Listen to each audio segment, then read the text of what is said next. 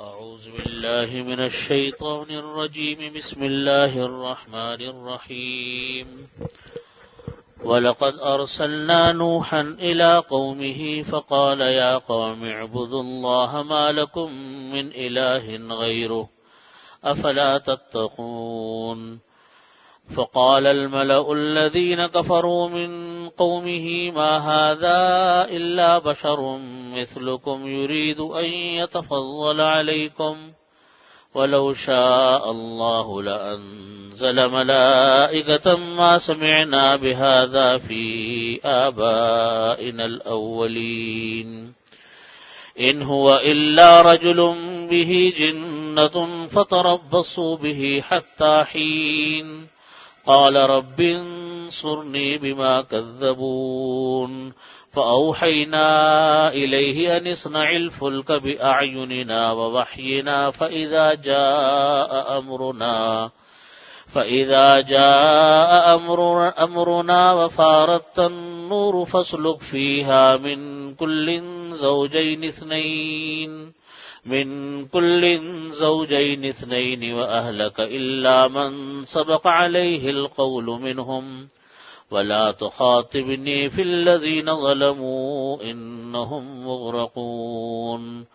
فإذا استويت أنت ومن معك على الفلك فقل الحمد لله الذي نجانا من القوم الظالمين وقل رب أنزلني منزلا مباركا وأنت خير المنزلين.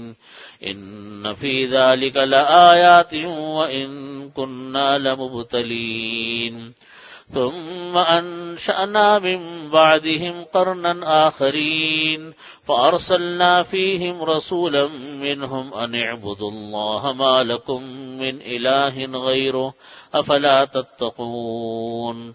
صدق الله مولانا العظيم وصدق رسوله النبي الكريم ونحن على ذلك من الشاهدين والشاكرين والحمد لله رب العالمین.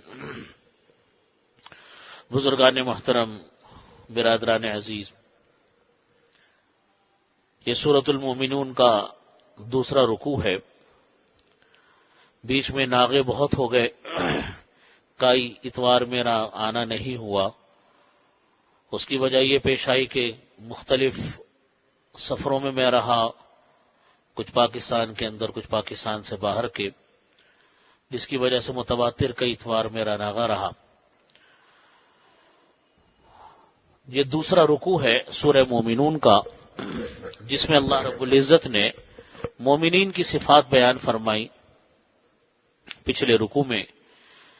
اور یہ جو رکوع شروع ہو رہا ہے اس میں توحید کا بیان ہے اور سابقہ انبیاء اکرام علیہ الصلاۃ والسلام اور ان کے اوپر آنے والے واقعات، نافرمانوں کے اوپر آنے والے عذاب کا ذکر ہے.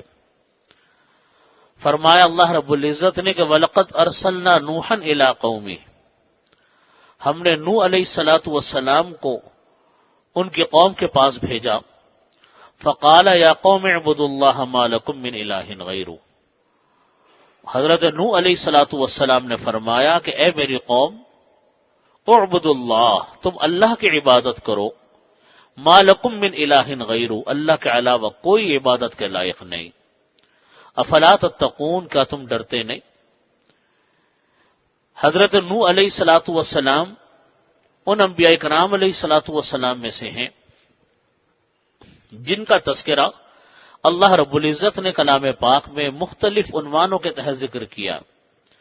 کہیں کچھ واقعہ آیا، کہیں کوئی واقعہ آیا، کہیں پورا واقعہ آ گیا. عمر اللہ رب العزت نے حضرت نوح علیہ الصلاۃ والسلام کی 900 سال سے زیادہ عطا فرمائی تھی، 900 سال سے زیادہ. اور اس پوری 900 سال میں حضرت نوح علیہ الصلاۃ والسلام اللہ کے دین کی تبلیغ کرتے رہے، لیکن ان پر ایمان لانے والے لوگ بہت تھوڑے تھے. کوئی بڑی تعداد ایمان لے کر نہ آ سکی. ایک طویل عرصہ تو ایسا گزرا کہ کوئی ایمان لانے والا ہی نہیں تھا. لیکن اللہ کے نبی کی سنت یہ ہے، انبیاء کرام کی سنت یہ ہے کہ ان کو اس سے کوئی سروکار نہیں ہوتا کہ کون ایمان لا رہا ہے کون ایمان نہیں لا رہا، وہ تو اپنا کام کرتے رہتے ہیں، ان کا تو کام ہے اللہ کا پیغام پہنچانا۔ کون ایمان لایا کون نہیں لایا، کتنے ایمان لائے کتنے ایمان نہیں لائے، وہ تو اس سے ان کو کوئی مطلب نہیں، بس وہ تو اپنے کام میں لگے ہوئے ہیں۔ در حقیقت قرآن پاک میں اللہ رب العزت نے سابقہ اقوام کے جو واقعات ذکر فرمائے، ان کا مقصد یا تو اللہ کے نافرمانوں کے اوپر آنے والے عذاب سے ڈرانا ہوتا ہے، یا ان پر اللہ کی کچھ مہربانیاں ہوتی ہیں ان کو بیان کر کے ان کی ترغیب دلانا مقصود ہوتا ہے، یا ان کے اوپر آنے والے احکامات کا اللہ تعالیٰ تذکرہ فرماتے ہیں اور اس امت کے اوپر بھی وہ حکم نافذ فرماتے ہیں۔ یہاں پر بھی دونوں مقصد ہیں کہ ایک تو حضرت نوح علیہ السلام کا تذکرہ کہ کس طریقے سے انہوں نے دعوت دی، کس طرح تبلیغ کی، کس طریقے سے کچھ لوگ ایمان لائے اور اکثر ایمان نہیں لے کر آئے، اور پھر کیسے اللہ کا عذاب ان کے اوپر آیا، پھر عذاب بھی ایسا آیا کہ پوری دنیا تہس نہس ہو کر رہ گئی اس عذاب میں، اس کا ذکر آتا ہے۔ فقال الملأ الذين كفروا من قومه ما هذا الا بشر مثلكم يريد ان يتفضل عليكم، کہا سرداروں نے الذين كفروا، جنہوں نے کفر کیا اپنی قوم میں، جو کافروں کے سردار تھے، انہوں نے کہا ما هذا الا بشر مثلكم، یہ نوح علیہ السلام جو تم کو دین کی دعوت دے رہے ہیں یہ تو تمہاری ہی طرح کے ایک انسان ہے، ما هذا الا بشر مثلكم، یہ تو تمہاری ہی طرح کے ایک انسان ہے، یرید ان یتفضل علیکم، یہ چاہتے ہیں کہ تم پر اپنی بڑائی حاصل کریں، یعنی ان کا کہنا یہ تھا سرداروں کا کہ انہوں نے جو دعوت دین کی دی ہے، اس دین کی دعوت کا مقصد یہ ہے کہ تاکہ تم کو وہ تمہارے اوپر اپنی بڑائی ظاہر کریں، یہ مقصد ہے دین کی دعوت کا۔ وَلَوْ شَاءَ اللَّهُ لَأَنزَلَ مَلَائِكَةً مَا سَمِعْنَا بِهَذَا فِي آبَائِنَا الْأَوَّلِينَ، اور اگر اللہ چاہتا، انہوں نے کہا کہ اگر اللہ تعالیٰ چاہتے تو ایک انسان کو بھیجنے کی ضرورت کیا تھی، فرشتے نازل کر دیتے دعوت تو دینے کے لیے۔ وَلَوْ شَاءَ اللَّهُ لَأَنزَلَ مَلَائِكَةً، اگر اللہ تعالیٰ چاہتے تو تمہارے اوپر فرشتوں کو نازل فرما دیتے۔ ما سمعنا بهذا فی آبائنا الاولین، جو دین کی دعوت کی یہ بات کر رہے ہیں، جو دین کی دعوت یہ دے رہے ہیں، یہ تو ہم نے اپنے پہلے آباء و اجداد سے باتیں سنی ہی نہیں، یہ تو پتہ نہیں کہاں سے نئی نئی باتیں کر رہے ہیں دین کی، یہ تو ہم نے کبھی سنی نہیں پہلے باتیں۔ یہ بات ہر نبی کے پیروکاروں نے یہی باتیں کی۔ پہلا اعتراض ان کو یہ ہوتا تھا کہ دین کی دعوت دینے والے ہماری طرح کا انسان ہے، چنانچہ وہ یہ کہتے تھے کہ مالی حاضر رجل، کیا ہو گیا، یہ کیسا آدمی، نبی کریم صلی اللہ علیہ وسلم کے بارے میں مشرکین مکہ یہ کہتے تھے کہ یہ کیسا آدمی ہے جو اپنے آپ کو کہتا ہے نبی کریم صلی اللہ علیہ وسلم کے بارے میں، نعوذ باللہ کہتے تھے کیسا آدمی ہے جو کہتا ہے کہ میں اللہ کا نبی ہوں، یہ تو ہماری طرح کھاتا ہے، ہماری طرح سڑکوں پہ چلتا پھرتا ہے، یہ کیسے کہہ سکتا ہے میں اللہ کا نبی ہوں۔ اگر اللہ تعالیٰ کو ہمیں دین کی دعوت دینی ہوتی تو فرشتوں کو اتار دیتے، تقریباً تمام لوگ یہ بات کہتے تھے۔ حالانکہ اس کا جواب خود مختلف جگہوں پر دیا گیا کہ اگر فرشتے اترتے تو کیا کہتے لوگ کہ بھائی یہ تو فرشتے ہیں، یہ تو دین پر عمل کر لیں گے، ہم تو نہیں عمل کر سکتے، پھر یہ کہتے،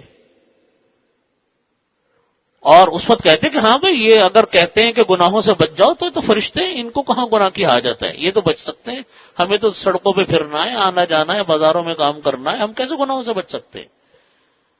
اللہ رب العزت نے، اللہ کے لیے کیا مشکل تھا کوئی فرشتہ بھیجتے نبی بنا کر، کیا مشکل تھا؟ وہ تو خالق ہے، فرشتوں کا بھی خالق ہے، انسانوں کا بھی خالق ہے، انبیاء کا بھی خالق ہے۔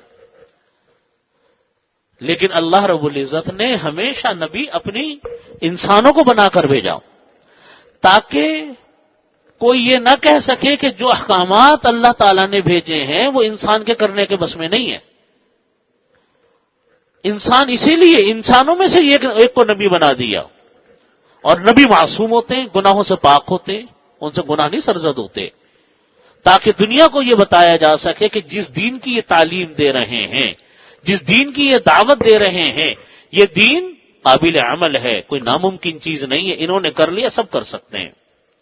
چنانچہ آپ صلی اللہ علیہ وسلم کی دیکھا دیکھی صحابہ کرام نے دین پر عمل کیا، صحابہ کرام کو دیکھ کر اور ان سے سیکھ کر تابعین نے عمل کیا، تابعین سے سیکھ کر تبع تابعین نے عمل کیا، یہی سلسلہ آج ہم تک چلا رہا ہے۔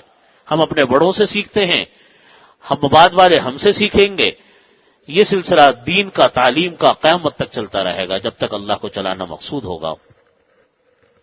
اس لیے فرمایا کہ ہم نے انسان کو کیوں بھیجا، ہم نے فرشتوں کو کیوں نہیں بھیجا، ورنہ لوگ کہتے کہ یہ تو دین قابل عمل نہیں۔ حالانکہ یہ مسئلہ یاد رکھیے گا، دین کا ہر حکم قابل عمل ہوتا ہے۔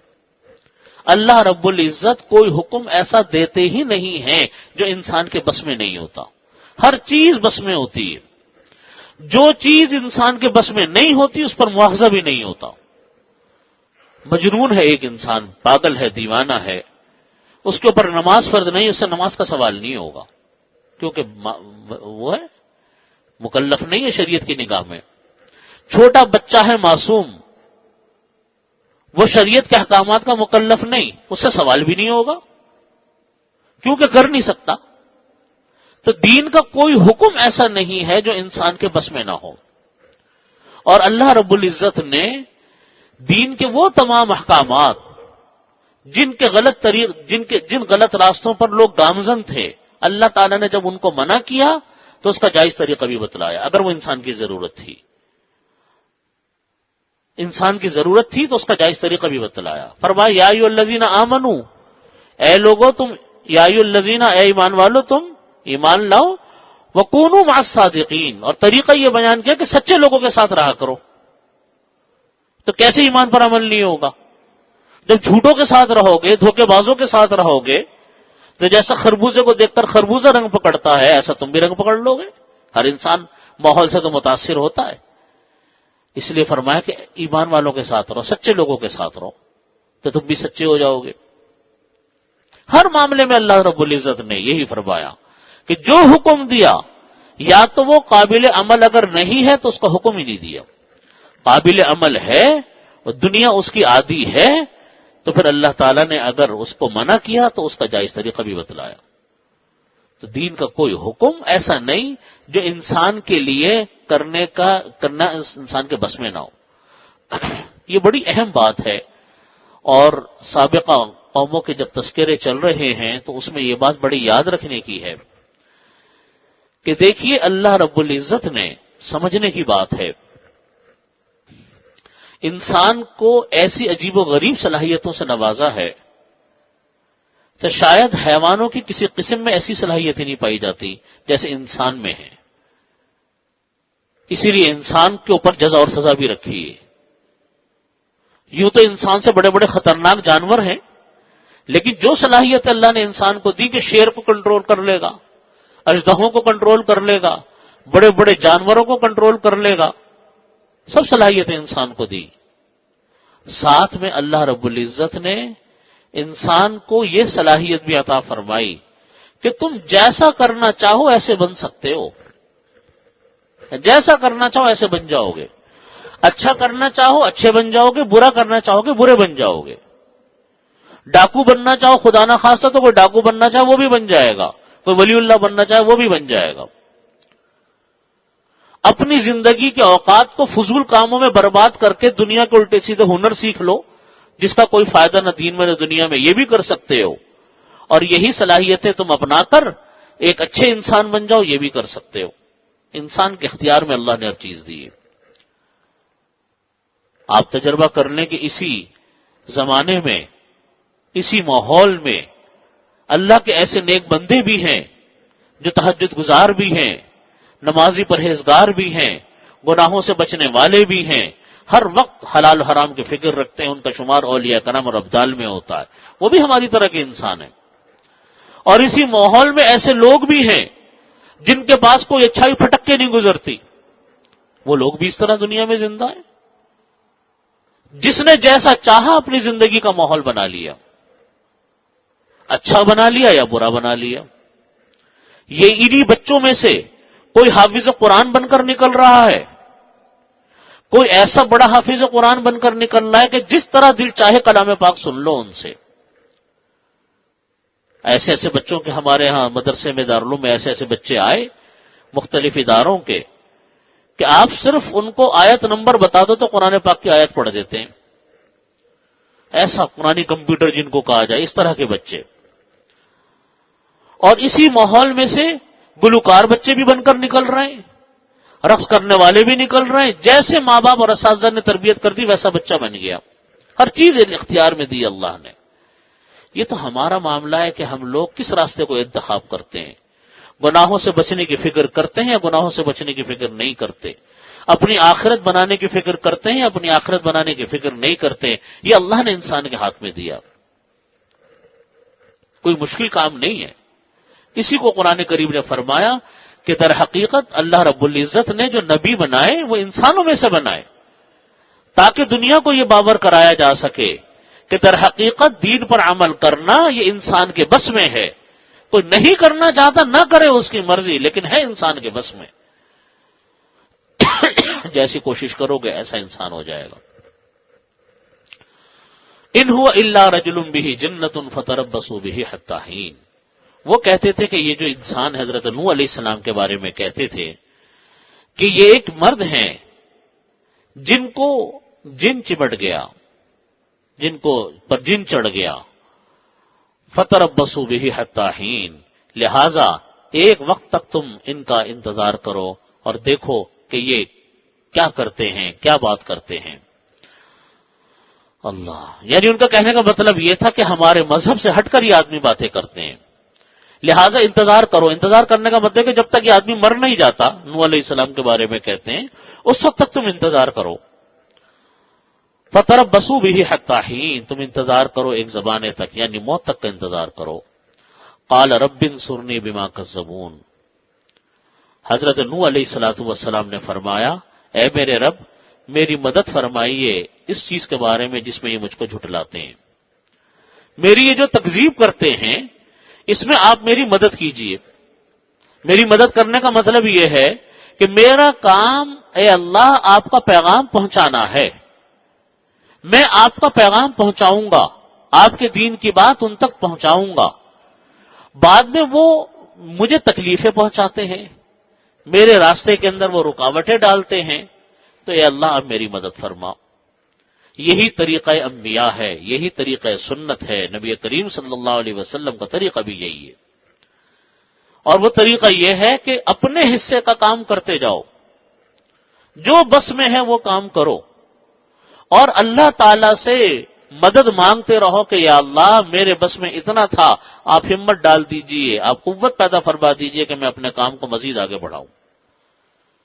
اسی لیے علماء فرماتے ہیں کہ انبیاء کرام کی سنت یہ ہے کہ کوئی بات ہو دین کی، یہ سوچے سمجھے بغیر کہ دوسرے لوگ اس کا کیا ری ایکشن لیں گے، کیا وہ رد عمل کا اظہار کریں گے، آپ دین کا پیغام پہنچاؤ اللہ کے سامنے، اللہ کا دین کا جو پیغام ہے وہ پہنچاؤ۔ اس سے قطع نظر کر لو، اس سے صرف نظر کر لو کہ دوسرا آدمی اس کا کیا رد عمل کا اظہار کرے گا۔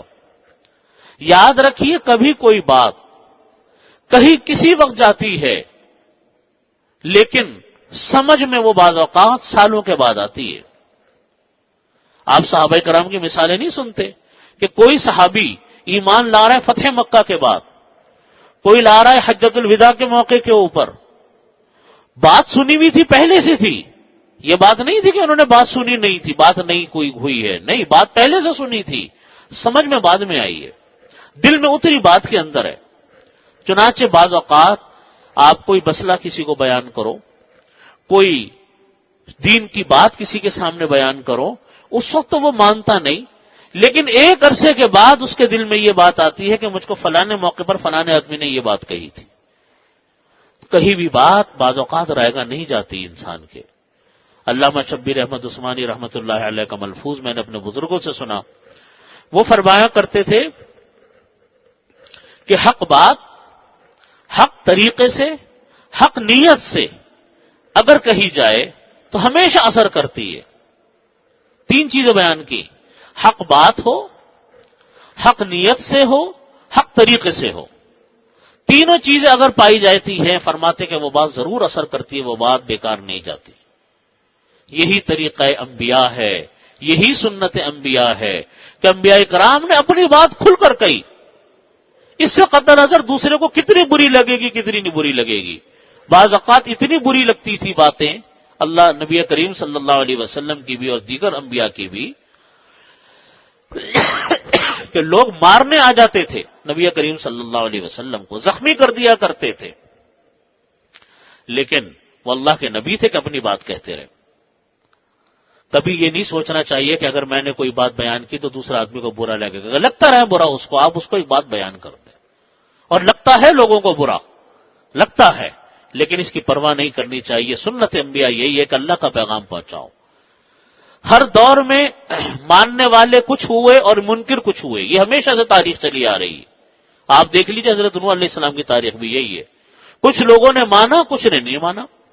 نبی کریم صلی اللہ علیہ وسلم نے کتنی محنت کی مکہ مکرمہ کے اندر، لیکن کیا سب ایمان لے آئے؟ نہیں لے کر آئے۔ مدینہ طیبہ آنے کے بعد بھی کتنے یہود و نصارہ تھے وہاں پہ، کیا سارے مومن ہو گئے؟ نہیں ہوئے، کچھ نے مانا کچھ نے نہیں مانا، لیکن آپ نے پرواہ نہیں کی، آپ نے اپنے دین کا کام جاری رکھا، اپنا سفر جاری رکھا۔ لیکن جب حجۃ الوداع کے موقع پر جب خطبہ دیا، کہاں تو مکہ مکرمہ میں یہ حالت تھی نبی کریم صلی اللہ علیہ وسلم کی کہ حضرت عمر فاروق رضی اللہ عنہ فرماتے کہ ہماری مثال مکہ میں ایک ٹھٹری ہوئی بکری کی طرح تھی جو سردی سے یوں کانپ رہی ہو، ہم ایسے تھے مکہ مکرمہ میں۔ ہمیں اجازت نہیں تھی کہ کوئی ہمیں مارے تو ہم اس کے خلاف تلوار اٹھا سکیں، اجازت نہیں تھی قتال کی مکہ مکرمہ میں۔ اور کہاں یہ بات ہوئی کہ جب نبی کریم صلی اللہ علیہ وسلم خطبہ حجۃ الوداع دے رہے ہیں، آخری خطبہ حج کا دے رہے ہیں، تو 1,24,000 صحابہ کرام تھے۔ کہاں چند انسان ہوتے تھے اور کہاں چند سال کی محنت سے 1,24,000 کا صحابہ کرام کا ایک لشکر عظیم کھڑا ہوا تھا، جو مومن بھی تھا، تربیت یافتہ بھی تھا، جان بھی نشاور کرنے والا تھا۔ یہ محنت ہی تو تھی نا جو ورنگ لے کر آئی ہے۔ کچھ وہ لوگ تھے جو ایمان لے آئے، کچھ وہ لوگ تھے جو پیچھے رہ گئے، خاندان کے لوگ پیچھے رہ گئے، کچھ خاندان کے لوگ ساتھ ہو گئے، انجانے ساتھ مل گئے، جاننے والے بیگانے ہو گئے۔ لیکن ایک قافلہ تھا مسلمانوں کا عظیم الشان جو خطبہ حجۃ الوداع کے موقع پر تھا۔ آیت نازل ہوئی، الیوم اکملت لکم دینکم واتممت علیکم نعمتی۔ آج اللہ رب العزت نے فرمایا کہ آج میں نے تمہارے اوپر اپنا دین مکمل کر دیا۔ الیوم اکملت لکم دینکم، آج میں نے اپنا دین تمہارے اوپر مکمل کر دیا۔ سب صحابہ کرام خوش ہونے لگے کہ دین مکمل ہو گیا، لیکن ابو بکر صدیق رضی اللہ عنہ رونے لگے۔ حضرت عمر فاروق نے پوچھا کہ آپ کیوں رو رہے ہیں؟ آج تو خوشی کا دن ہے کہ اللہ نے دین کی تکمیل فرما دی۔ فرمانے لگے رو اس لیے رہا ہوں کہ لگتا ہے کہ اب اللہ کے نبی کے جانے کا وقت قریب آ گیا، کیونکہ مشن مکمل ہو گیا، کام مکمل ہو گیا۔ کیونکہ انہوں نے فرمایا کہ جب کام مکمل ہو رہا تو پھر اللہ کے نبی واپس چلے جاتے ہیں، کہنے اس پر رہا ہوں۔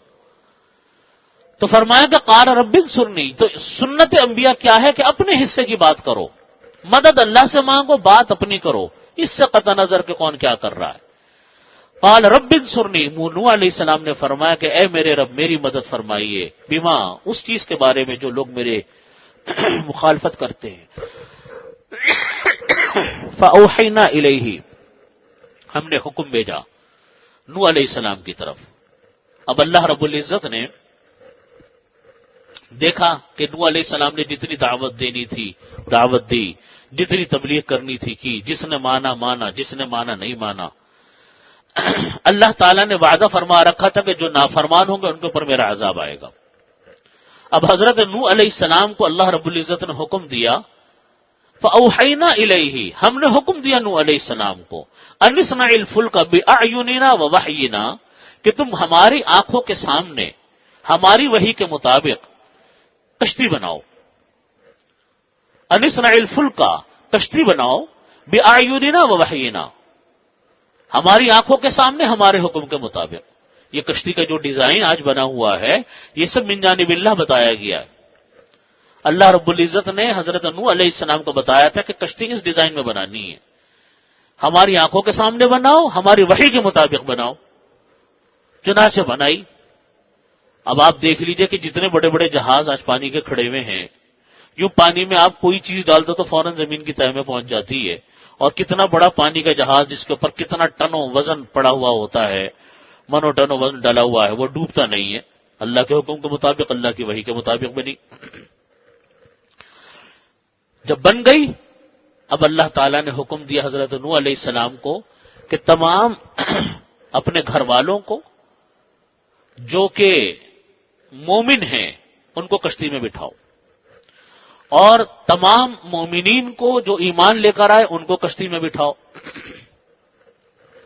اور وہ تمام جانور جو انسانوں کے فائدے کے لیے ہیں ان کے ایک ایک جوڑے کو، نر کو اور مادہ کو بٹھاؤ تاکہ نسل باقی رہے، اور جو کہ پانی میں زندہ نہ رہ سکتے ہوں ان کو اپنی کشتی میں بٹھاؤ. اور یہ اللہ تعالی نے فرمایا تھا کہ دیکھو اب ہمارا عذاب آنے والا ہے. اور کسی دو ترجمے کیے ہیں مفسرین نے.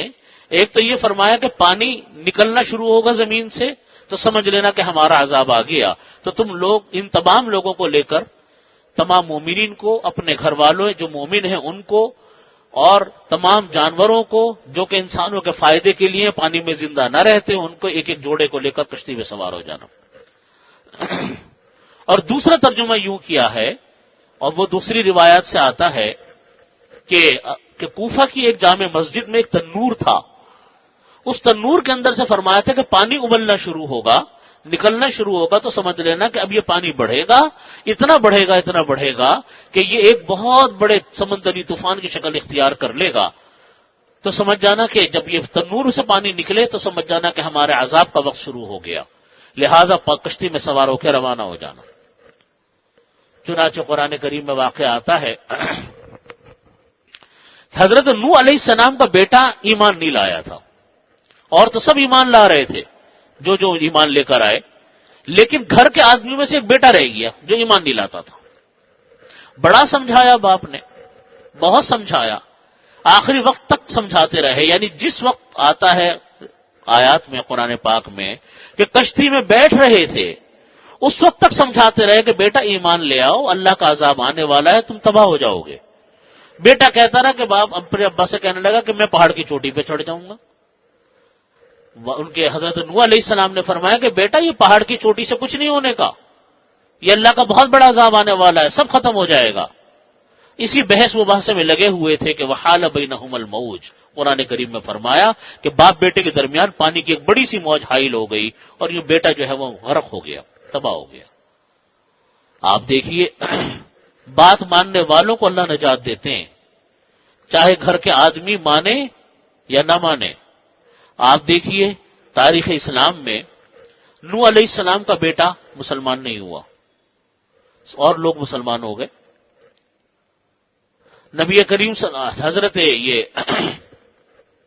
فرعون کتنا بڑا سرکش، بیوی مسلمان ہو گئی، فرعون اپنی جگہ پر ڈٹا رہا. اتنے بڑے گھرانے میں جو جناب کفر و شرک کا ایک برکس تھا، کفر و عناد کا ایک برکس تھا، جو یوں کہتا تھا کہ انا ربکم الاعلی، میں تمہارا ایک بہت بڑا رب ہوں، اصل رب میں ہوں، پالنے والا میں ہوں، اس کی بیوی مسلمان ہو رہی.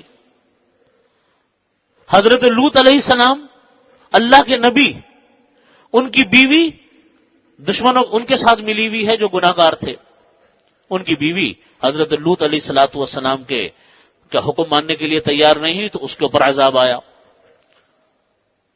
آپ دیکھیے حضرت ابراہیم علیہ السلام خلیل اللہ، جن کا لقب خلیل اللہ، ان کے والد اتنے بڑے بت تراش کہ ماہرین میں شمار ہوتا تھا. آزر جن کا نام آتا ہے، آزر بت تراش تھے بہت بڑے. والد نہیں ایمان لا سکے، سمجھاتے رہے والد کو، والد نہیں ایمان لائے. نبی کریم صلی اللہ علیہ وسلم کا خاندان کو دیکھیے آپ کہ ابو جہل کتنا بڑا دشمن نبی کریم صلی اللہ علیہ وسلم کا. ابو لہب کے قرآن پاک کی آیت نازل ہو رہی ہیں اس کے بارے میں، تبت یدا ابی لہب، کہ ابو لہب کے دونوں ہاتھ تباہ ہو جائیں. خاندان کے لوگ ہیں، حرمت کے ساتھ رہنے والے، نہیں سمجھ میں آئی بات اللہ کے نبی کی. ایمان نہیں ملا ان کو، ایمان کی روشنی نہیں ملی۔ ایمان کی روشنی ملی تو کس کو ملی؟ روم سے آنے والے صہیب رومی کو ملی، فارس سے آنے والے سلمان فارسی کو ملی، حبشہ سے آنے والے بلال حبشی کو ملی۔ ان کو تو ایمان کی روشنی سے منور ہو رہے ہیں، گھر کے لوگ، خاندان کے لوگ، دائیں بائیں رہنے والے لوگ وہ محروم ہو رہے ہیں۔ یہ اللہ کی کیا ہے؟ یہ انسان کے سوچنے کے لیے ہے کہ یہ دین ایمان کسی کی میراث نہیں ہوتا، یہ صرف قربانی دینے والوں کو ملتا ہے۔ آخرت میں حصہ ان لوگوں کو ملتا ہے جو تھوڑی سی محنت کرتے ہیں، تھوڑی سی قربانیاں دیتے ہیں، تھوڑا سا وقت نکالتے ہیں، اپنے بڑوں کی بات مان کر چلتے ہیں، تو ان کو کچھ حصہ ملتا ہے۔ ایسے نہیں کسی کو دین ایمان مل جاتا۔ کوئی یہ نہیں سوچے کہ صاحب چلو کوئی بات نہیں، میرے آبا و اجداد بڑے بزرگ تھے، میری میں مغفرت ہو جائے گی۔ نبی کریم صلی اللہ علیہ وسلم نے اسی کو فرمایا کہ جس انسان کا عمل اچھا نہ ہو، جو انسان اچھا عمل نہ کرتا ہو، تو اس کا اچھا نسب اس کو جنت میں نہیں پہنچا سکتا۔ جس انسان کا عمل اچھا نہ ہو، اس کا نسب اس کو جنت میں نہیں پہنچا سکتا۔ انسان کو اپنی محنت خود کرنی پڑتی ہے۔ تو یہ بات یہی ہے کہ اصل چیز انسان کی اپنی محنت، انسان کے اپنے اندر صلاحیت ہے کہ وہ کتنے اپنی بات مان کر چلتا ہے۔ تو اسی کو قرآن کریم نے فرمایا کہ فَأَوْحَيْنَا إِلَيْهِ، ہم نے وحی کی حضرت نوح علیہ السلام پر کہ تم کشتی کو بناؤ ہماری آنکھوں کے سامنے، ہماری وحی کے مطابق۔ فَإِذَا جَاءَ أَمْرُنَا، پھر جب ہمارا حکم آیا، وَفَارَتِ التَّنُّورُ، تنور سے پانی پھوٹ پڑا، فَاسْلُكْ فِيهَا مِنْ كُلِّ الزَّوْجَيْنِ اثْنَيْنِ، فرمایا کہ تم لے چلو ہر جوڑے میں سے، ہر ایک دو میں سے، یعنی ایک جو جوڑا ہوتا ہے اس میں سے ایک نر اور مادے کو لے لو، وَأَهْلَكَ، اپنے گھر والوں کو لے لو، إِلَّا مَنْ سَبَقَ عَلَيْهِ الْقَوْلُ مِنْهُمْ، ہاں گھر والوں میں سے وہ لوگ جن کے اوپر اللہ کی بات ثابت ہو گئی کہ ان کے اوپر اللہ کا عذاب آئے گا، جیسے کہ حضرت نوح علیہ السلام کا بیٹا ہے۔ وَلَا تُخَاطِبْنِي فِي الَّذِينَ ظَلَمُوا، فرمایا کہ میرے سے بات مت کرنا اس آدمی کے بارے میں جو کافر ہے، سفارش نہ کرنا کافروں کے بارے میں۔ مراد یہ تھی کہ اپنا بیٹا آپ کا وہ چونکہ بات نہیں مان رہا ہے، سرکشی میں مبتلا ہے، اب اس کے بارے میں بات نہ کیجئے گا۔ نوح علیہ السلام کو فرمایا وَلَا تُخَاطِبْنِي فِي الَّذِينَ ظَلَمُوا، میرے سے بات نہ کیجئے گا ان ظالموں کے واسطے جنہوں نے ظلم کیا۔ إِنَّهُمْ مُغْرَقُونَ، وہ تو ڈوب کر رہیں گے، وہ تو پانی میں غرق ہو کر رہیں گے۔ اسی لیے آخرت میں ہر ایک کو اللہ تعالیٰ سفارش کا حق نہیں دیتے۔ یہ دنیا کی زندگی جو ہے نا، یہ اللہ رب العزت ہم سب کو اس کے عمل کی توفیق عطا فرمائے۔ یہ دنیا کی زندگی ایک ایسی زندگی ہے جو بڑی سنبھال کر گزارنے کی چیز ہے۔ سنبھال کر گزارنے کا مطلب یہ ہے، اس طرح گزارنے کی چیز ہے کہ یہی زندگی آپ کی آخرت کی راحتوں اور آخرت کی تکلیفوں کا ذریعہ ہے۔ اچھی دین کی مطابق زندگی ہوگی، راحت آخرت کی ملیں گی۔ خراب خدا نہ خواستہ زندگی گزرے گی تو خدا نہ خواستہ پھر زندگی بھی آخرت کی خراب گزرنی ہے۔ اور آخرت میں اللہ تعالیٰ پھر کسی انسان کو دوسرے کی سفارش کا حق نہیں دیں گے سوائے چند آدمیوں کے۔ آخرت میں جو سفارش ہوگی نا، قرآن کریم نے جگہ جگہ یہ بات بیان فرمائی ہے کہ سفارش کا حق آخرت میں ان لوگوں کو ملے گا جن کو اللہ اجازت دیں گے، باقی کوئی کسی کی سفارش بھی نہیں کر سکے گا۔ شہید کے بارے میں آتا ہے کہ وہ سفارش کر سکے گا ان 7 آدمیوں کی جن کے اوپر جہنم واجب ہو چکے۔ حافظ قرآن کر سکے گا۔ وہ چھوٹا معصوم بچہ جو نابالغی کی عمر میں انتقال کر گیا ہو تو وہ اپنے ماں باپ کے لیے سفارشی بنے گا جہنم میں جانے سے۔ یا نبی کریم صلی اللہ علیہ وسلم شفاعت فرمائیں گے، اللہ تعالی ہمیں بھی ان لوگوں میں شامل فرما لے تو بیڑا پار ہو جائے انسان کا۔ باقی انسان اس گھبڑ میں نہ رہے کہ صاحب میں نے یہ کر لیا، میں نے وہ کر لیا، میرا فلانا سے تعلق ہے، میرا فلانا بزرگ، فلانا رشتہ دار، اس سے کچھ نہیں ہوتا۔ اصل چیز انسان کی کیا ہے؟ وہ اپنی محنت ہے، انسان کا اپنا عمل ہے۔ ہر انسان اپنے عمل کے ساتھ قبر میں جاتا ہے۔ نبی کریم صلی اللہ علیہ وسلم نے فرمایا جب انسان کی موت آتی ہے پھر اس کا جنازہ پڑھا جاتا ہے، پھر اس کو قبرستان لے جایا جاتا ہے۔ قبرستان لے جانے کے بعد فرماتے ہیں نبی کریم صلی اللہ علیہ وسلم کہ اس کے بعد پھر اس میت کو قبر میں اتارا جاتا ہے. قبر سے جو رشتہ دار اس کو دفناتے ہیں وہ باہر آ جاتے ہیں. پھر جو رشتہ دار چھوڑنے گئے ہوئے ہوتے ہیں وہ بھی واپس آ جاتے ہیں. یہاں تک کہ وہ چارپائی جس کے اوپر لٹا کر اس کو لے جایا جاتا ہے وہ بھی واپس آ جاتی ہے. قبر میں وہ میت جاتی ہے، ساتھ میں صرف اس کا عمل جاتا ہے اور کوئی دوسری چیز قبر میں نہیں جاتی، اس کا عمل جاتا ہے. جو عمل کیا ہو دنیا میں اس نے، اچھا برا، اب اچھے برے کا فیصلہ تو اللہ تعالیٰ فرمائیں گے کیا تھا. اب کوئی انسان کے بس میں نہیں کہ اچھے برے کا فیصلہ کرتا پھرے، کرے گا بھی تو فائدہ کوئی نہیں ہوگا. وہ فیصلہ وہ ہوگا، قبر میں وہ چلا جائے گا. تو بات یہ کہ ہر انسان اپنی قبر میں جانے والا ہے. تو یہ دنیا کی زندگی جو ہے نا، یہ ایک ایسی چیز ہے کہ انسان اس کو بیکار کھیل تماشوں میں گزار دے، بیکار فضول لغویات میں گزار دے، یا اس کو کوئی انسان ایک ایک لمحے کو استعمال کر کے ایک ایک لمحے کو بچا بچا کر اپنے قبر میں چلا جائے. یہ انسان کے اپنے اپنے فیصلے ہیں. زندگی کے اوقات تو وقت چل رہا ہے، وقت چل رہا ہے، وہی صبح وہی شام، وہی صبح وہی شام، وہ چل رہی ہے، وہ چل رہی ہے. لیکن کون انسان اپنے وقت کو کام میں لگا رہا ہے، یہ ہر انسان کا اپنا فیصلہ ہے. اس میں وہ انسان کامیاب رہتا ہے جو اپنے بڑوں اور بزرگوں کے بتائے ہوئے طریقے پہ چل رہا ہو. اپنی عقل سے فیصلے انسان کے غلطی ہوتے ہیں. حضرت مفتی شفیع صاحب رحمۃ اللہ علیہ فرمایا کرتے تھے، جس کا کوئی بڑا نہیں ہوتا اس کا شیطان بڑا ہوتا ہے. فرمایا کرتے تھے کہ جو کسی کو بڑا نہیں بناتا اور اپنے آپ کو خود ہی بڑا سمجھتا ہے اور کہتا ہے کہ نہیں میں خود فیصلے کروں گا اپنے، تو فرماتے جس کا کوئی بڑا نہیں اس کا بڑا پھر شیطان ہے. پھر شیطان اس کو کہتا ہے کہ ہاں بھائی تم میرے ہتھے صحیح چڑھے، اب تمہیں تو میں ایسے ایسے راستے دکھاؤں گا کہ یاد رکھو گے. پھر وہ اس کو راستے بتاتا ہے اور کتنے لوگ اسی میں گمراہ ہو جاتے ہیں، ختم ہو جاتے ہیں. تو فرمایا کہ وَلَا تُخَاطِبْنِي فِي الَّذِينَ ظَلَمُوا إِنَّهُمْ مُغْرَقُونَ، میرے سے بات نہ کرنا. اللہ کے نبی کو کہہ رہے ہیں کہ میرے سے بات نہ کرنا ظالموں کے بارے میں، کافروں کے بارے میں. إِنَّهُمْ مُغْرَقُونَ، ان کو تو غرق ہونا ہی ہونا ہے. فَإِذَا اسْتَوَيْتَ أَنْتَ وَمَن مَّعَكَ عَلَى الْفُلْكِ فَقُلِ الْحَمْدُ لِلَّهِ الَّذِي نَجَّانَا مِنَ الْقَوْمِ الظَّالِمِينَ. فرمایا کہ جب تم کشتی پر سوار ہو جاؤ، آپ بھی وَمَن مَّعَكَ، اور آپ کے ساتھ وہ لوگ بھی جو آپ کے ساتھ کشتی پر سوار ہوئے، فَقُلْ، اور آپ یوں کہیے تمام تعریفیں اس اللہ کے لیے ہیں جس نے ہم کو قوم ظالمین سے، کافروں سے نجات عطا فرمائی. اللہ کا شکر ادا کیجئے. اور جب اترنے کا وقت آئے تو یوں پڑھا کریں کہ ربی انزلنی منزلا مبارکن، اے اللہ مجھ کو ایسی جگہ اتاریے، ایسی جگہ اتارنا جو کہ بابرکت ہو. وانت خیر المنزلین، اور آپ اتارنے کے بعد بہترین طریقے سے اتارنے والے آپ ہی ہیں. یعنی جہاں آپ اتاریں گے وہاں ظاہری طور پر، باطنی طور پر مجھ کو سکون اور اطمینان عطا فرمائیے. مطلب یہ دعا اس وقت بھی پڑھنی چاہیے جب انسان سفر کر کے کسی نئی جگہ پر اترتا ہے. مثلا آپ یہاں سے سفر کیا، کسی دوسرے شہر میں پہنچے، اترتے وقت یہ دعا پڑھا کریں، قل ربی انزلنی منزلا مبارکا وانت خیر المنزلین.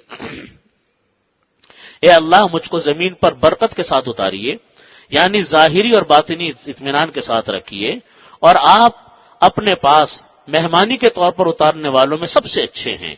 یعنی دوسرے لوگ مہمانوں کو اتارتے ہیں لیکن جو مہمانی آپ کی ہے ایسی مہمانی کسی کی نہیں. اسی لیے یہ ان دعاؤں میں سے ہے جو دعا سفر میں کرنے کے بعد جب کسی منزل پر انسان پہنچتا ہے وہاں اترتے ہی یہ دعا پڑھنی چاہیے. ہمارے حضرات کا جو تو حدیث میں بھی آتا ہے کہ جب انسان سفر پہ روانہ ہو تو دو رکعت پڑھے سفر کی، کہ اللہ سفر میں آسانی اور سہولت اور راحت کے لیے. اس میں ہمارے بزرگوں کا تجربہ یہ کہ یہ حدیث تو نہیں ہے، یہ بزرگ ہمارے یہ بتاتے ہیں کہ پہلی رکعت میں علم نشرح اور دوسری رکعت میں اذا جاء پڑھیں، اللہ تعالیٰ سے سفر میں آسانی اور راحت کی دعا مانگیں، اور جب اتریں تو یہ دعا پڑھیں ربی انزلی منزلا مبارک وانت خیر المنزلین. اے اللہ مجھ کو آپ اتاریے، بہترین طریقے سے اتاریے، منزل مبارکن بابرکت طریقے سے اتاریں، وانت خیر المنزلین، اور آپ بہترین اتارنے والوں میں سے ہیں. یعنی ایسے اتارنے والے ہیں جہاں اطمینان کے، سکون کے تمام راحت و اسباب جمع ہوں. تو اللہ کی طرف سے بڑی نصرت ہوتی ہے. ان فی ذلک لآیات وان کنا لمبتلین. چنانچہ دوسری جگہ یہ واقعہ آتا ہے حضرت نوح علیہ السلام کا کہ جب حضرت نوح علیہ السلام کی یہ کشتی 6 مہینے تک سمندر میں چلتی رہی اور پانی تھا کہ پوری دنیا تہس نہس ہو گئی اس پانی کے عذاب سے. اسی لیے کہا جاتا ہے کہ حضرت آدم علیہ السلام سے لے کر حضرت نوح علیہ السلام تک کی ساری تاریخ مٹ چکی تھی اس طوفان نوح کے اندر. اس تاریخ کا کوئی حصہ باقی نہیں ہے. اب جو تاریخ چلتی ہے وہ نوح علیہ السلام کے بعد سے چلی ہے. اس لیے حضرت نوح علیہ السلام کو آدم ثانی بھی کہا جاتا ہے. آدم ثانی اس لیے کہتے ہیں کہ ان کے زمانے تک سب کچھ ختم ہو گیا تھا. پھر اس کشتی کے بارے میں لکھا ہے کہ اسی کشتی نے پھر خانہ کعبہ کا طواف بھی کیا پانی کے اندر، اور پھر جبل جودی کے اوپر جا کر یہ کشتی ٹھہری ہے. 6 مہینے کے بعد پھر اللہ تعالیٰ نے اترنے کا حکم دیا کہ ہمارا عذاب مکمل ہو گیا، اب آپ اترو. تو اس طریقے سے یہ اللہ کا عذاب مکمل ہوا جس کا یہ ذکر ہے. ان فی ذلک لآیات وان کنا لمبتلین. اس میں نشانیاں ہیں اور ہم آزمانے والوں میں سے ہیں. یعنی اللہ تعالیٰ فرماتے ہیں کہ اللہ تعالیٰ نے جو یہ احکامات بیان فرمائے ان آیات کے اندر در حقیقت آزمائشیں ہیں، لوگوں کو درس ہے اس بات کا کہ تم اللہ تعالیٰ کے احکامات کی پابندی کرو. دیکھیے قرآن کریم کی یہ آیات آئیں، یہ کن لوگوں کے لیے آئیں؟ ان لوگوں کے لیے آئیں جو نافرمان تھے، جو اللہ تعالیٰ کے حکموں کو مان کے نہیں دیتے تھے. یعنی یوں تو زبان سے کہہ دیا کہ اللہ ہے، لیکن اللہ وحدہ لا شریک بھی ہے، اس کا کوئی ذکر نہیں. اس بات کا تذکرہ کہ اللہ تعالیٰ نے جو احکامات بھیجے ان کی پابندی کون کس درجے کر رہا ہے. کیا سینہ خم ٹھوک کر اس کی مخالفتیں ہو رہی ہیں کہ نہیں ہو رہی؟ اگر ہو رہی ہیں تو سمجھ لیجئے کہ پھر ہر انسان خطرے کے اندر ہے. یہ تو نبی کریم صلی اللہ علیہ وسلم کی دعاؤں کا نتیجہ ہے کہ آپ صلی اللہ علیہ وسلم نے اللہ رب العزت سے یہ دعا مانگی تھی کہ اے اللہ، آپ جس طریقے سے اپنے عذاب کے ذریعے سے پچھلی قوموں کو آپ نے تباہ و برباد کر دیا تھا، اس امت کو آپ تباہ و برباد نہ کی جگہ ایک اجتماعی عذاب کی شکل میں، اجتماعی عذاب. تو اجتماعی عذاب تو اس قوموں کے اوپر سے ٹلا ہے، ورنہ اجتماعی عذاب میں تو یہ ہوتا ہے کہ کوئی انسان زندہ باقی نہیں بچتا. جیسے طوفان نوح میں ہوا کہ صرف اہل ایمان بچے اور جاندار بچے، لیکن باقی سب تباہ ہو گیا. یہ ایسا عذاب تو نہیں آتا، لیکن نبی کریم صلی اللہ علیہ وسلم نے فرمایا کہ میری قوموں کے اوپر اللہ کی طرف سے پکڑ تو آتی ہے، اللہ کی پکڑ تو میری قوموں پر آئے گی اور آتی ہے. اور فرمایا کہ جس طریقے سے شروع زمانے میں اللہ نے انسانوں کو زمینوں میں دھنسایا، ان کے چہرے مسخ کر دیے، اسی طریقے سے آخر زمانے میں بھی جا کر ہوگا کہ خسف اور مسخ ہوگا. کیا مانے کہ ان کو زمینوں میں بھی دھنسایا جائے گا، ان کے چہروں کو بھی کیا کیا جائے گا؟ مسخ کیا جائے گا. اور قیامت میں یہ واقعات ہوں گے. وجہ کیا ہوگی؟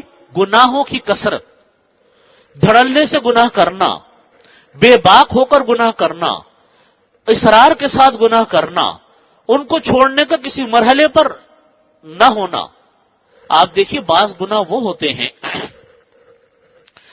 جو ایک انفرادی طور پر ہوتے ہیں اور انسان چھپ کر کرتا ہے، اللہ سے ڈر کر کرتا ہے، وہ ایک الگ بات ہوتی ہے.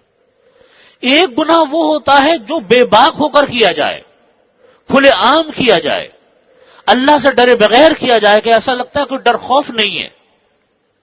اور پھر وہ بعض گناہ ایسے ہیں کہ وہ گناہ ایک اجتماعی وبا کی صورت اختیار کر لیتے ہیں.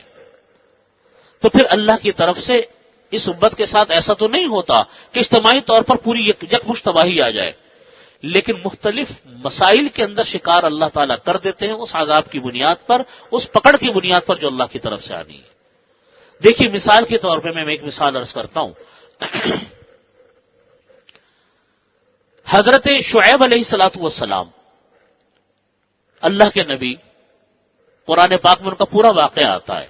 ان کی قوم کے اندر ایک بیماری یہ تھی کہ پیسے پورے لیتے تھے، کام پورا نہیں کرتے تھے، ناپ تول میں کمی کرتے تھے. یہ ایک اجتماعی گناہ تھا اس قوم کا. پیسے پورے لے لیے، چیز کے اندر ڈنڈی مار دی، کبھی چیز پوری نہیں دی، تھوڑی دے دی، مقدار پوری کر دی تو کوالٹی کو ختم کر دیا. معاملات کی خرابی یہ اس قوم کا ایک اجتماعی مزاج تھا. حضرت شعیب علیہ الصلوۃ والسلام کے قوم کے بارے میں قرآن کریم نے واقع بیان فرمایا کہ پھر اللہ نے ان کے ساتھ یہ معاملہ فرمایا. حضرت شعیب علیہ السلام اپنی قوم کو سمجھاتے رہے لیکن وہ کسی طریقے سے بھی قوم کا اپنے گناہ کو چھوڑنے والی نہ تھی. تو حضرت شعیب علیہ الصلوۃ والسلام جب تھک گئے تو ایک مرتبہ ایسا ہوا کہ شدید گرمی تھی اور شعیب علیہ السلام کی قوم گرمی سے بےتاب تھی. تو ایک کالے بادل کا ایک ٹکڑا آیا, ساری قوم اس کے نیچے جمع ہو گئے کہ چلو اس کے نیچے کچھ سایہ ملے گا, ٹھنڈک ملے گی. جب وہ پوری قوم اس کے نیچے جمع ہوئی تو اوپر سے اللہ تعالیٰ نے ان کے اوپر آگ برسا دی اور یوں کو پوری قوم شعیب تباہ ہو گئی.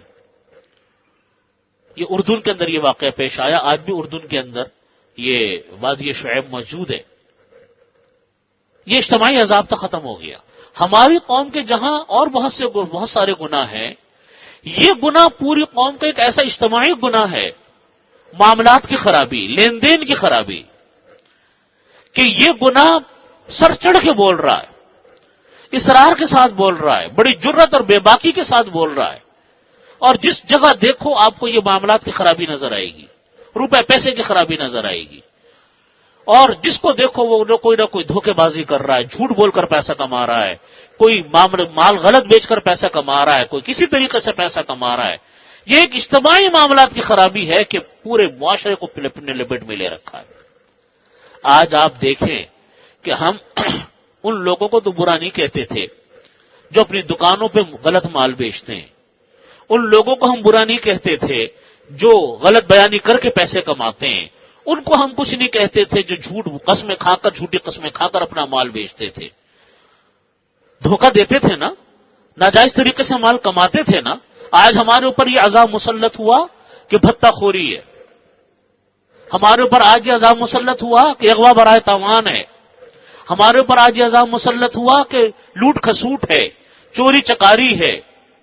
یہ عذاب نہیں ہے کہ ہماری قوم کے اوپر؟ آج آپ مجھے بتائیے کون انسان ایسا مطمئن ہو کر سڑک پہ پھرتا ہے؟ کون آدمی ہے جو مطمئن ہو کے گھر پہ رہتا ہے؟ کون آدمی جو مطمئن ہو کر اپنی دکان کھولتا ہے کہ میں بڑے اطمینان کے ساتھ ہوں؟ ہر وقت یہ ڈر ہے کہ آج وہ لٹ جائے گا, کل وہ اس کو لوٹ لیا جائے گا, اس کے گھر میں ڈاکہ پڑ جائے گا.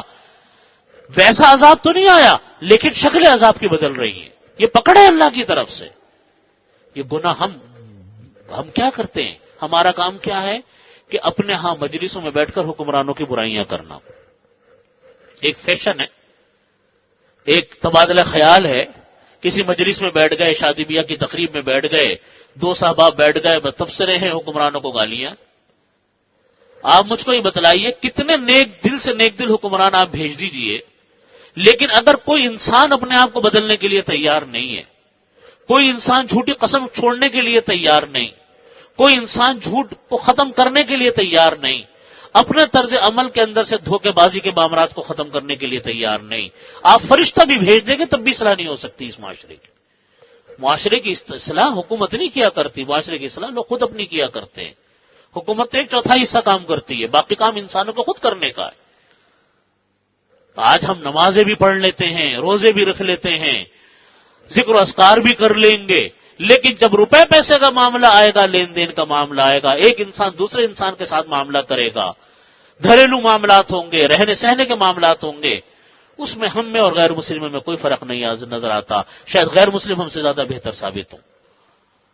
تو بھائی یہ حصہ ہماری قوم کا, ہمارے معاشرے کا سب سے زیادہ ایک خطرناک حصہ ہے جس کی طرف ہم سب کو توجہ کرنے کی ضرورت ہے کہ ہمیں اپنے معاملات اللہ تعالیٰ سے کرنے کی توفیق عطا فرمائے. فرمایا ثم انشأنا من بعدهم قرنا آخرین, پھر ہم نے پیدا کیا اس کے بعد ایک دوسری جماعت کو. مراد اس سے ہے قوم نوح کے بعد اللہ تعالیٰ فرماتے ہم نے قوم عاد کو پیدا کیا, قوم سمود کو پیدا کیا. فارسلنا فیہم رسولا منہم, ہم نے انہی کے اندر ہم نے ان کے رسول بھیجے. ان اعبدوا اللہ, کہ تم اللہ کی عبادت کرو. ما لکم من الہ غیرہ, اللہ کے علاوہ کوئی دوسرا نہیں. افلا تتقون, کیا تم لوگ ڈرتے نہیں ہی ہو؟ اللہ تعالیٰ ہمیں اس کے اوپر عمل کی توفیق عطا فرمائے. اللہ تعالیٰ قرآن پاک سمجھنے کی توفیق عطا فرمائے, عمل کی توفیق عطا فرمائے. اللہم صلی علی محمد وعلی آل محمد کما صلیت علی ابراہیم وعلی آل ابراہیم انک حمید مجید.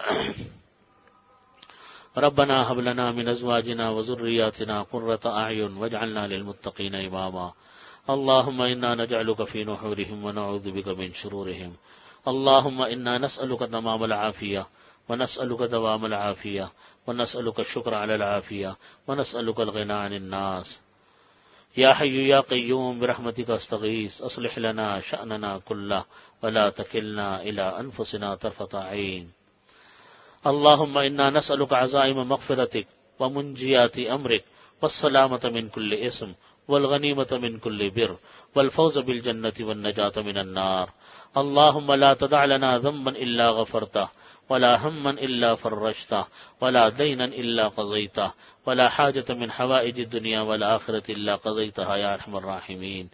یا اللہ ہمارے تمام گناہوں کو معاف فرما، یا اللہ تمام صغیرہ کبیرہ گناہوں کی مغفرت فرما، یا اللہ تمہارے تمام گناہوں کی مغفرت فرما، یا ارحم الراحمین قرآن پاک پڑھنے کی اور سمجھنے کی توفیق عطا فرما، یا اللہ نبی کریم صلی اللہ علیہ وسلم کے احادیث کو سمجھنے کی، پڑھنے کی اور اس پر عمل کی توفیق عطا فرما، یا ارحم الراحمین ہم میں سے جو لوگ بیمار ہیں ان سب کو شفاء کامل عاجل مستمر دائم عطا فرما، یا اللہ جو لوگ پریشان حال ہیں ان کی پریشانی کو دور فرما، یا اللہ جو لوگ بے روزگار ہیں ان کو حلال روزگار عطا فرما، یا اللہ جو لوگ برسر روزگار ہیں ان کی حلال آمدنی میں اور اضافہ فرما، یا اللہ جو مقروض ہیں ان کے قرضوں کو ادا فرما، یا اللہ جس کے گھر میں جو پریشانی ہے اس کی پریشانی کو ختم فرما۔